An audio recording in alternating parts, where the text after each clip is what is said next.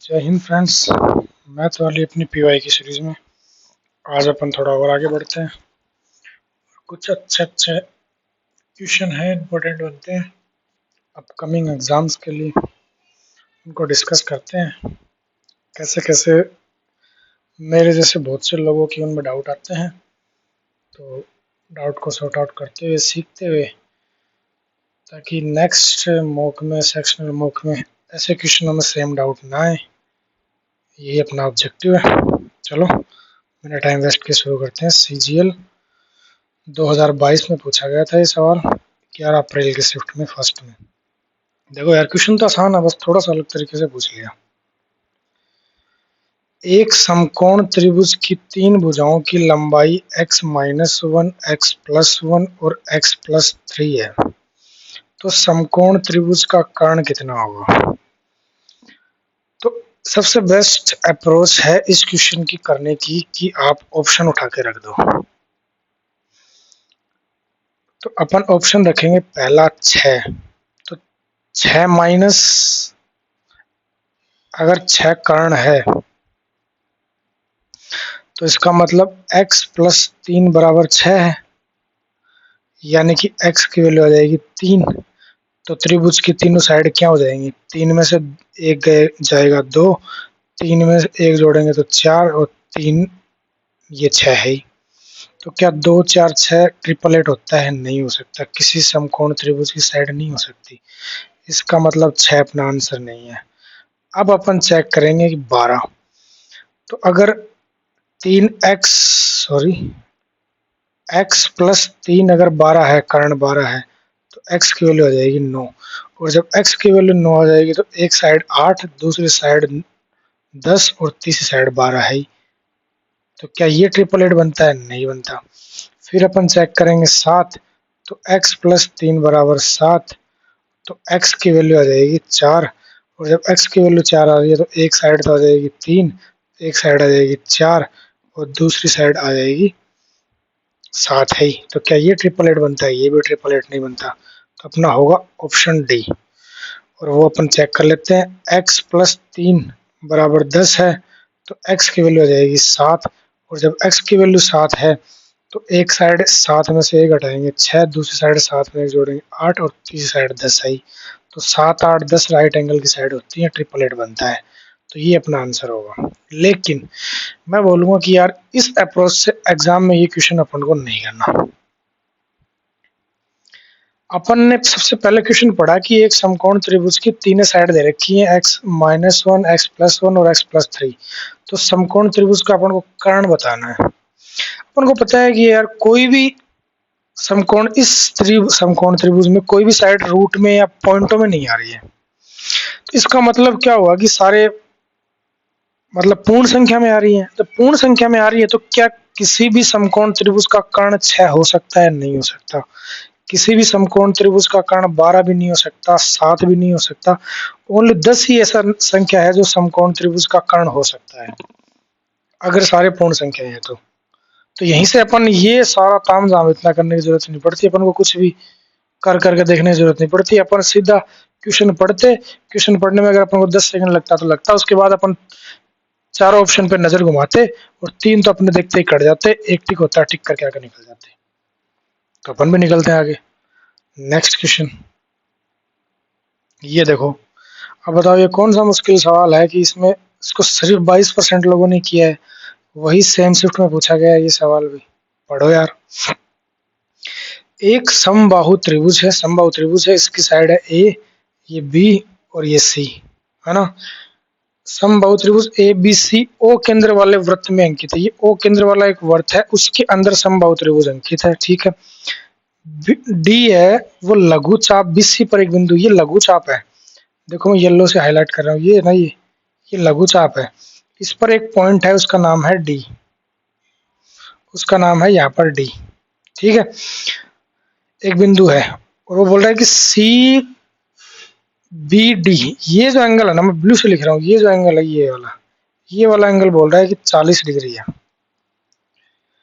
और अपन से पूछा है कि बी सी और डी, एक मिनट, सी बी डी, ये 40 है, सॉरी ये 40 है, ये तो अपन से पूछा है। ये वाला एंगल 40 है सी बी डी वाला, और अपन से पूछा है बी सी डी, ये वाला अपन से पूछा है एक्स, ये पूछा है अपन से। तो यार देखो क्वेश्चन में बोला है कि ये समबाहु त्रिभुज है, समबाहु त्रिभुज के तीनों कोण 60 डिग्री के होते हैं। तो जब ये 60 है तो ए बी सी और डी ये क्या बन गया, चक्रीय चतुर्भुज बन गया, और चक्रीय चतुर्भुज बन गया तो इसके आमने सामने का कोण 180 डिग्री होता है। जब ये 60 है तो ये कितना बन जाएगा, 120 डिग्री बन जाएगा। और जब ये 120 है, ये एक ट्राइंगल बन गया बी सी डी, है ना। जब ये 120 है, ये 40 160, तो ये कितना बनेगा 20 का। ये अपन से पूछा था, डी अपना आंसर होगा। बताओ क्या मुश्किल था, नहीं था ना। लेकिन फिर भी कम लोगों ने इसको अटेम्प्ट किया था, इसलिए मैं इसको लेके आ गया। चलो बढ़ते हैं नेक्स्ट पर। ये क्वेश्चन देखो भैया, बड़ा ही अच्छा सवाल है, इसी शिफ्ट का सवाल है। मैंने कर तो लिया था लेकिन सवाल बड़ा अच्छा है, कम लोगों ने अटेम्प्ट किया था इसलिए मैं लेके आ गया। इस सवाल के थ्रू मैं एक बात सिखाना चाह रहा हूँ कि अपन को ना तो कंपाउंड इंटरेस्ट में सक्सेसिव परसेंटेज की वैल्यू है ना, वो अपन को याद रहनी चाहिए। जैसे 5 साल की 4 सक्सेसिव, 3 सक्सेसिव, 10% की 5% की 4, 3 सक्सेसिव, 10% की 4, 3 सक्सेसिव, ये सब अपन को याद होनी चाहिए। एक निश्चित राशि सालाना चक्रवृद्धि ब्याज पर 10% प्रति वर्ष की दर से 4 वर्ष के लिए जमा की जाती है।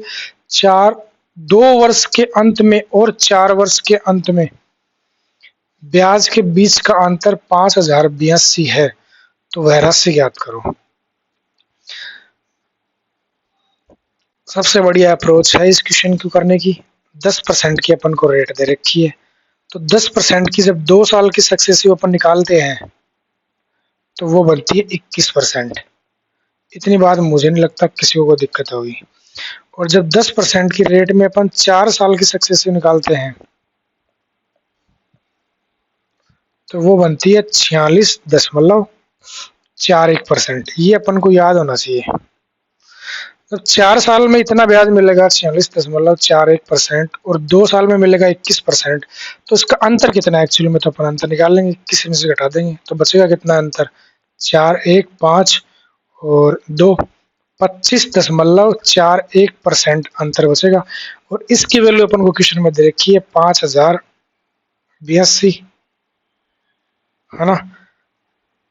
तो सीधा सीधा दिख रहा है कि ये 200 बार इससे कट रहा है, तो 1% की वैल्यू आ जाएगी 200।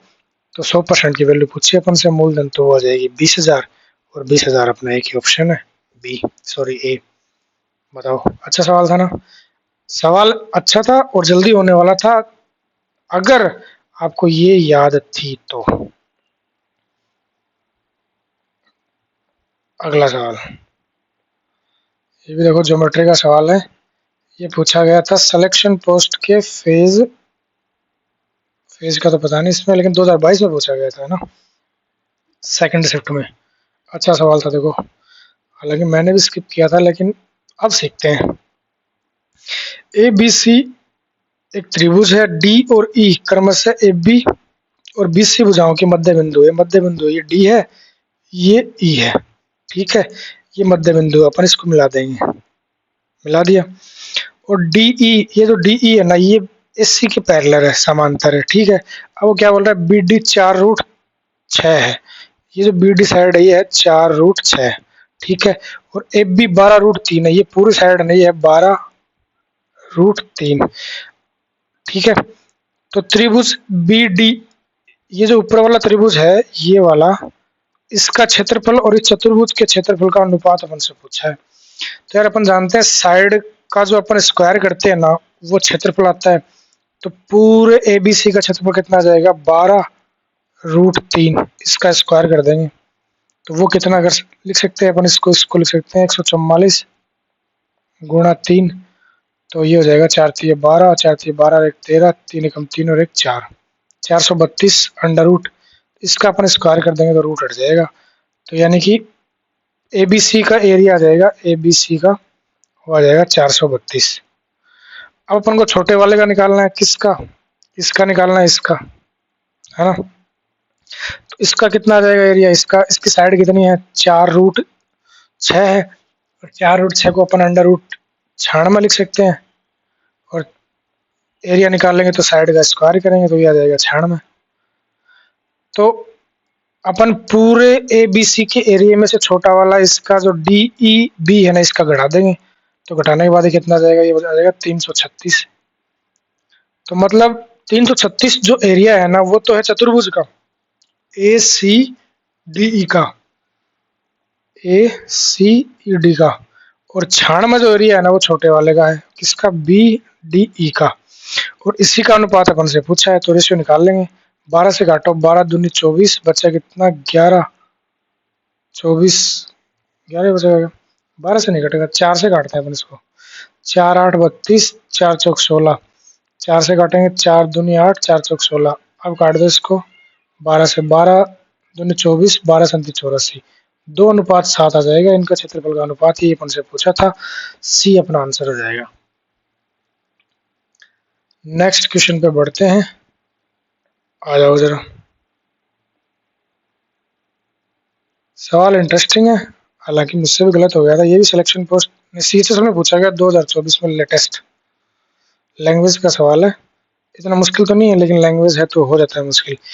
पी ने 15 वर्ष पहले शादी की थी, उसने शादी की थी 15 वर्ष पहले। आज उसकी आयु उसकी शादी की समय की आयु की 1 सहित 3/5 गुनी है।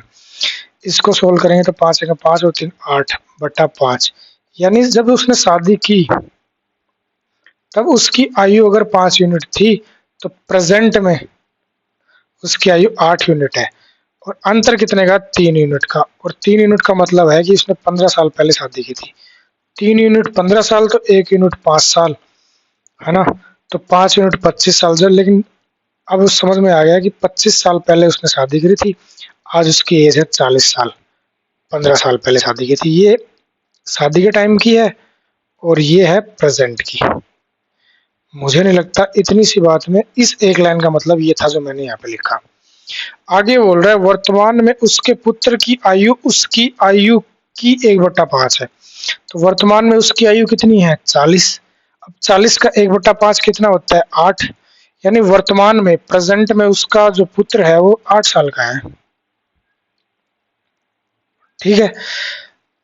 अब आगे क्या बोल रहा है, 4 वर्ष पहले उसके पुत्र की आयु उस समय पी की आयु का कितना भाग थी। तो 4 वर्ष पहले पी कितने साल का था, जब आज 40 का है तो 4 वर्ष पहले 36 साल का होगा। और उसका पुत्र अगर आज 8 साल का है तो 4 वर्ष पहले वो 4 साल का होगा। तो उसके पी की आयु का कितना भाग थी, तो 36 का 4 कितना भाग होता है, 4 एकम 4, 4 9 36, 1/9 भाग थी। और ये अपना ऑप्शन है ए। था ना इंटरेस्टिंग सवाल। चलो नेक्स्ट क्वेश्चन पर। ये देखो भाई, डीए का सवाल बड़ा ही अच्छा सवाल है। 6% लोगों ने इसको किया था, मैंने भी ट्राई तो किया था लेकिन बात बनी नहीं। हालांकि ये सवाल बड़ा कैलकुलेटिव है। इस सवाल को करने की और स्मार्ट अप्रोच है ही नहीं, कैलकुलेशन तो करनी ही पड़ेगी, इसके अलावा कोई और ऑप्शन है नहीं। तो चलो शुरू करते हैं, जो भी करनी पड़ेगी, अब क्या करें, करनी ही पड़ेगी क्योंकि सारे सवाल सेकंडों में बने ऐसा पॉसिबल नहीं है। क्या बोल रहा है, 2012 से 2014 तक कंपनी ए द्वारा उत्पादित सभी कारों की औसत संख्या, 12 से लेकर 14 तक। ए का औसत पूछा है, तो ये कितना हो जाएगा, तो डायरेक्ट जोड़ो 2950, उसमें ये वाला 50 जोड़ देंगे अपन, तो कितना आ जाएगा, 3000। अब ये तो 3000 बन गया। अब ये 1800 है, ये 1700, 1800 1700 कितना होता है, 3500 होता है। तो 3500 और 3000 कितना हो गया, 6500 हो गया। 6500 हो गया, औसत पूछा है तो भाग दे देंगे 3 का। एक लाइन का मतलब तो अपन ने निकाल लिया। 3 दूनी 6, 3 एकम 3 और 2, 3 छीक 18, 3 छीक 18, आगे 6 6 6 6 ये आएगा, पूरा भाग तो जाएगा नहीं। आगे क्या बोल रहा है, 2013 से 2015 तक कंपनी द्वारा उत्पादित बी प्रकार और सी प्रकार की कारों का संयुक्त औसत से कितने % कम है। तो 2013 से 15, तो 13 से 15 का बी और 13 से 15 का सी का संयुक्त औसत बताना है, तो सबको जोड़ना पड़ेगा अपन को। तो जब अपन इसको जोड़ेंगे तो ये बनेगा 0, ये बनेगा 5 4 9 2 11 और ये बनेगा 12 और ये बनेगा 3 3 6 और 3 3 9, 9210। इसको अपन जोड़ेंगे तो ये बनेगा 0, 12 और 9 21 का 1 हासिल के 2 2 2 4 और 1 5 और ये बनेगा 3 और 3 6 6 और 2 8, ये बनेगा 8510। ये बनेगा ना 0, 7 5 12 9 21, 2 2 2 4 5 5 हो गया, 3 3 6 2 8, सही है। अब इसको जोड़ेंगे संयुक्त औसत निकालना है तो 0 2 5 2 7 और 8 और 9 17, ये आएगा। संयुक्त औसत निकालना है तो 6 का इसमें दे देंगे भाग, 6 दूनी 12, बचा कितना 5 7, 6 नीम 54, बचा कितना 3 और 2, 56 जो 30, बचा कितना 2 0। अब ये भी 6 6 6 6 ये आएगा, है ना। अब इससे ये कितना कम है, तो कितना कम है निकाल लो यार। 6 6 को तो अपन इग्नोर कर सकते हैं, इग्नोर कर दो। 2166, तो बचेगा कितना 0, 15 में से 6 गया 9 और 8 में से गया 7, 790 कम है किससे, किससे किससे 2956 से गुणा 100, बस यही निकालना था अपन को। और इसको अपन सिंप्लीफाई करेंगे तो कितना आएगा,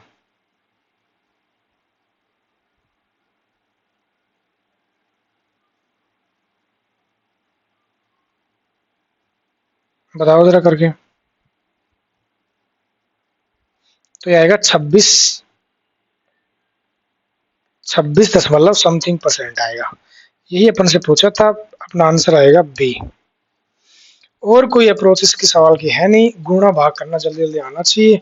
और ऐसा अगर आप करते हैं तो आप भी इन 6% की कैटेगरी में आ जाओगे। चलो बढ़ते हैं नेक्स्ट सवाल पर।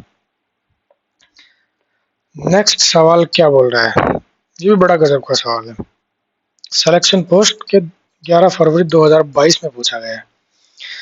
500 से 550 तक दोनों को शामिल करना है, मतलब 500 को भी शामिल करना है, 550 को भी शामिल करना है। ऐसी कितनी संख्याएं हैं जो न तो 3 से और न ही 11 से विभाजित है। 3 से भी विभाजित नहीं होनी चाहिए और 11 से भी विभाजित नहीं होनी चाहिए। सबसे पहले अपन देखेंगे कि यार 500 से 550 तक संख्याएं कितनी है, तो संख्याएं हैं 51। 501 से 550 तक 50 संख्याएं और 500 को भी शामिल करना है, तो मतलब संख्याएं कितनी है, 51 संख्याएं, 51 नंबर है। ठीक है, अब अपन को 3 वाली हटानी है, तो 3 से भाग होने वाली पहली संख्या कौन सी होगी, 501 होगी, 3 से विभाजित होती है। लास्ट संख्या कौन सी होगी, 549 हो जाएगी, 3 से विभाजित होने वाली। तो कितनी संख्याएं, ये कैसे निकालते हैं अपन, last term 549 minus first term 501 बट्टा कॉमन डिफरेंस 3 प्लस 1, इसमें से एक घटाएंगे तो आएगा 48, 48 में 3 का भाग देंगे तो आएगा 16, 16 में जोड़ेंगे तो आ जाएगा 17। मतलब हुआ इस बात का कि 501 से 550 से 500 से 550 तक ऐसी 17 संख्याएं हैं जो 3 से विभाजित है। अपन ये इसलिए निकाल रहे हैं कि अपन को टोटल संख्याओं में से 3 से विभाजित होने वाली हटानी है। अब अपन वो निकालते हैं जो 11 से विभाजित है। तो 11 से विभाजित होने वाली कौन सी संख्या है, एक तो 506 है और लास्ट संख्या कौन सी है, 549 है, यही है ना। 5 और 9 14, 14 में 4 49 तो नहीं है, 548 है, 8 और 5 13, नहीं यार ये भी नहीं है, अरे सॉरी 550 ही है ना लास्ट संख्या, 550 को भी शामिल करना है ना। तो 500 से 550 तक 11 से विभाजित होने वाली पहली संख्या 506 है और लास्ट संख्या 510 है। तो कितनी संख्या है ये कैसे निकालते हैं अपन, लास्ट कितने है 550 माइनस फर्स्ट कितना है 506 बटा कॉमन डिफरेंस कितना है 11 का प्लस 1, है ना। नंबर सिस्टम में बढ़ते हैं अपन ये। तो 550 में से 506 घटाएंगे तो कितना आएगा 44, 44 को 11 से विभाजित करेंगे तो कितना आएगा 4, 4 में 1 जोड़ेंगे तो कितना आएगा 5। ठीक है, इसका मतलब अपन ने ये देखा कि यार 500 से 550 तक ऐसी 5 संख्याएं हैं जो 11 से विभाजित होती हैं। लेकिन इसमें एक खास बात और भी है, और वो क्या है, वो एक संख्या है कि वो संख्या आती है 528 आती है क्या, चेक करना पड़ेगा, एक सेकंड रुकना भाई। 32 19 8, हाँ 528 आती है। 528 एक ऐसा नंबर है जो 11 से विभाजित होता है, 8 और 5 13, 2 हाँ 11 से विभाजित होता है और 3 से विभाजित होता है। अपन ने 3 से होने वाली निकाल ली, अपन ने 5 से होने वाली निकाल ली, और अपन उससे वो निकालेंगे तो 3 से भी होती है और 5 से नहीं, सॉरी गलत बोल गया मैं, 3 से होने वाली निकाल ली, 11 से होने वाली निकाल ली, 11 से होने वाली निकाल ली, और 3 और 11 दोनों से होने वाली एक ही संख्या है जो है 528। और 528 ऑलरेडी इसमें आ चुकी है। कैसे? पहली 506 है, दूसरी 517 है, तीसरी 528 है जो 11 से विभाजित होती है। तो ये 11 से भी होती है, ये 3 से भी होती है, तो इसको भी अपन को हटाना पड़ेगा। तो ये 2 बार ऐड नहीं हो जाएगी। तो अपन ने देखा कि 500 से 550 तक 3 से और 11 से विभाजित होने वाली और दोनों से विभाजित होने वाली संख्याएं 17 और 5 21 संख्याएं हैं। सॉरी, 17 और 4, क्योंकि ये डबल बार आ गया है ना एक। 17 और 4 20, 17 और 4 ये 4 आएगा ना। क्यों? क्योंकि ये 28 2 बार शामिल हो गया, इसलिए 17 और 4 21 संख्याएं हैं टोटल। और टोटल संख्याएं हैं कितनी? 51 है। तो 51 संख्याओं में से 21 संख्याएं ऐसी हैं जो 3 और 11 और 3 और 11 दोनों से विभाजित होती हैं, तो उन्हीं को हटाना है। तो हटा दिया, तो अब बची कितनी संख्याएं? 30 संख्याएं। ऐसी 30 संख्याएं हैं जो 500 और 550 के बीच में है, जो ना तो 3 से विभाजित है, ना 11 से, ना दोनों से। तो डी अपना आंसर बनेगा। तो आई होप बात समझ में आई होगी। आज के लिए इतना ही, और अगर ये क्वेश्चन अच्छे लगते हैं तो जुड़े रहें। मिलते हैं कल फिर कुछ और अच्छे से क्वेश्चन के साथ। तब तक जय हिंद, जय भारत।